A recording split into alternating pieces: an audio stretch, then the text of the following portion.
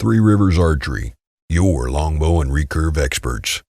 Hi, today we're talking about how to install an arrow rest onto your new bow.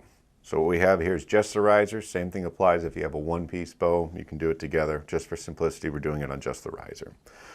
So there's two different styles of rest materials, and we're going to cover both here. An elevated rest, which sits on the sight window itself, and then a rest and plate, which is for shooting off the shelf. First one we're going to do is the elevated rest because it's very quick. This one I installed the adhesive backing on there. It's just matching it up with it.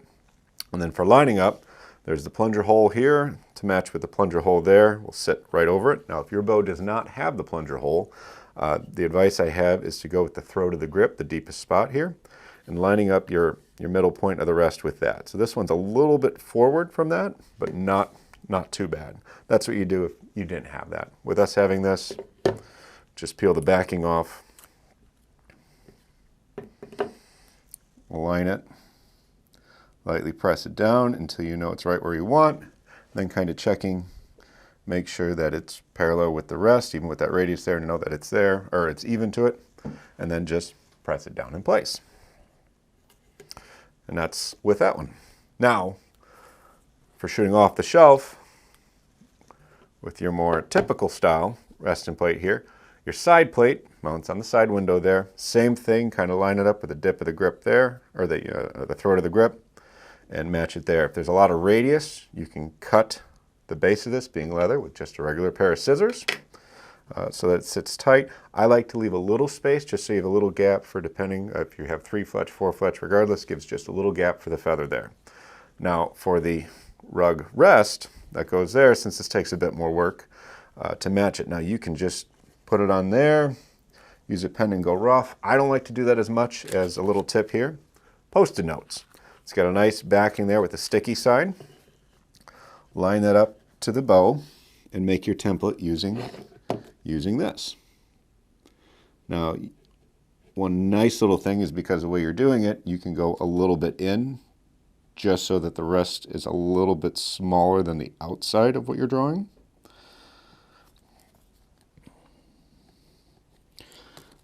Just saves you having to cut a bit more, and usually you don't go all the way out if you don't want to. Nice little tip, even if it doesn't, just trim the other side and it's bringing everything in. So we have that matched up. And then this is what you're trimming.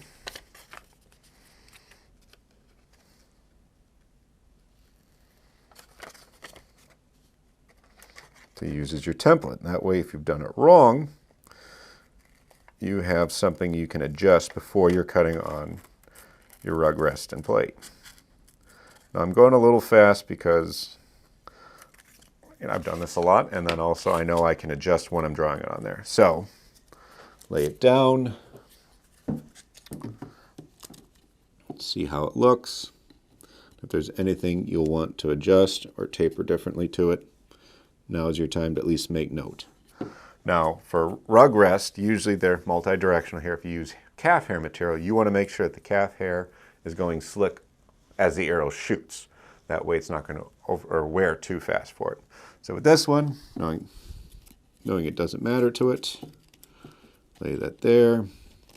Then the sticky back's going to stick to it. I'll adjust it just a bit there. And then I can use my pen. Yeah, that's fine. And draw it right on there.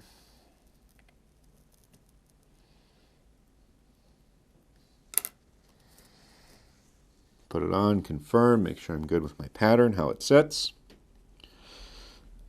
Yep. And then, regular pair of scissors again. Nice thing with traditional archery, not a lot of high-tech tools needed to maintain your bow or set it up.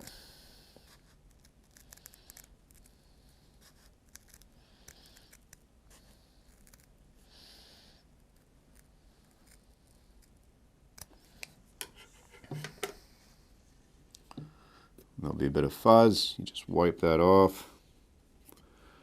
See what we like, we don't like. Need to cut the back here just a touch.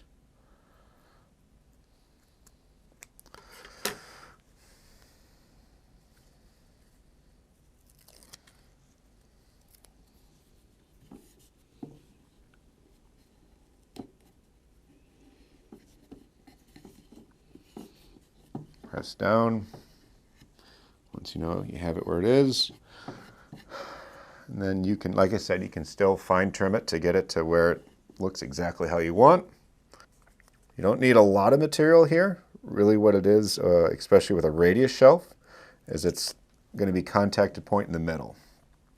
So I'm going to go right there, just so I've got that covered. And that's it.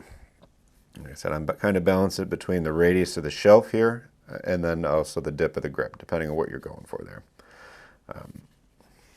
This bow, put the limbs on, string it up, and we're good to go. I'm Jonathan Karch with Three Rivers Archery. We just showed you how to put an arrow rest on your bow. If you have any questions, please comment below. If you like the video, please hit the thumbs up.